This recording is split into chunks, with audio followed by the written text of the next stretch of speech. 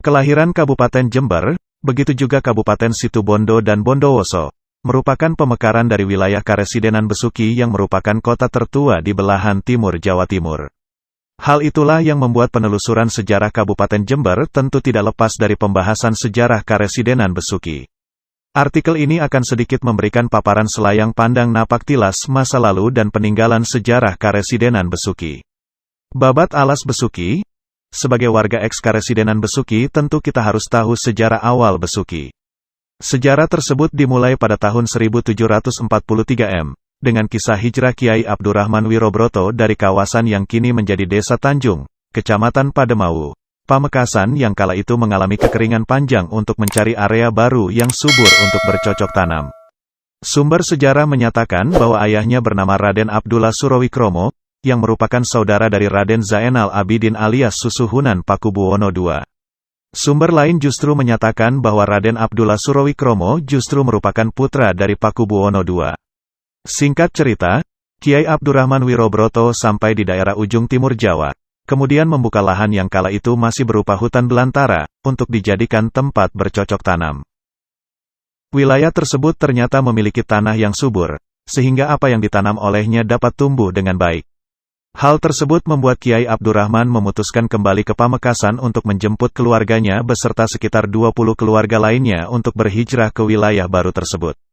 Karena belum memiliki nama, wilayah itu kemudian dinamai Nambekor, berasal dari kata Nambek, yang artinya berlabuh. Kini wilayah tersebut kita jumpai dengan nama Demung, salah satu desa yang terdapat di wilayah Kecamatan Besuki, Kabupaten Situbondo.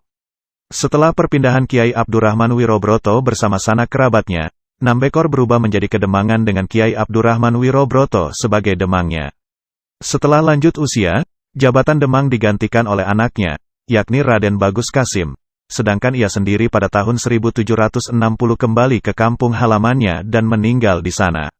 Setelah diangkat menjadi demang, Raden Bagus Kasim tinggal di sebuah rumah yang juga ia pergunakan untuk menjalankan roda pemerintahan sebagai demang sekaligus di rumah itu pula ia melakukan pertemuan-pertemuan dengan warga masyarakatnya. Rumah yang dikenal dengan sebutan Dalam Tengah tersebut kini masih bisa dijumpai sebagai salah satu peninggalan sejarah Besuki. Letaknya ada di Jalan Wirobroto, sebelah utara alun-alun Besuki, tepatnya berada di gang masuk deretan toko-toko kawasan pecinan. Asal-usul nama Besuki. Saat Bagus Kasim menjadi demang, wilayah Nambekor berkembang menjadi ramai. Hal ini membuat Tumenggung Joyolelono, penguasa wilayah Banger, Probolinggo kala itu memberikan gelar Wirodipuro kepada Raden Bagus Kasim. Wirodipuro artinya adalah orang yang membuka lahan. Sedangkan nama Nambekor sebagai sebuah kademangan diubah menjadi Kademangan Besuki. Adapun mengenai asal kata Besuki, satu sumber sejarah menyatakan bahwa kata tersebut terambil dari nama Han Sukie, seorang saudagar kaya raya Cina keturunan dinasti Han yang sangat berpengaruh kala itu, yang juga merupakan seorang Muslim. Dia adalah mertua dari Raden Tumenggung Mo Ali Prawirodiningrat, yang lebih dikenal dengan nama Pangeran Kolonel. Adapun Pangeran Kolonel adalah putra dari Raden Asirudin atau Pangeran Notokusumo pertama, Bupati Sumeneb kala itu. Han Sukie amat dihormati oleh masyarakat sekitar, mereka memanggilnya dengan Babas Sukie atau Bas Sukie. Panggilan tersebut dalam logat pribumi kerap bergeser menjadi Basuki atau Besuki. Sementara pendapat lain menyatakan bahwa kata Besuki diduga berasal dari bahasa Jerman yakni kata besuchen atau besuk, yang artinya membesuk atau menjenguk. Hal ini karena banyak juga tentara Belanda di sana kala itu yang berasal dari Jerman. Pada tahun 1764, Kademangan Besuki naik status dari Kedemangan menjadi wilayah setingkat kabupaten. Dengan kenaikan status itu wilayah ini, Raden Bagus Kasim Wirodipuro juga dilantik menjadi Patih Kadipaten Besuki. Karena nasabnya yang bersambung dengan terah keluarga Keraton Solo, tidak heran jika Raden Bagus Kasim Wirodipuro mampu fasih berbahasa Jawa tinggi, Jawa halus.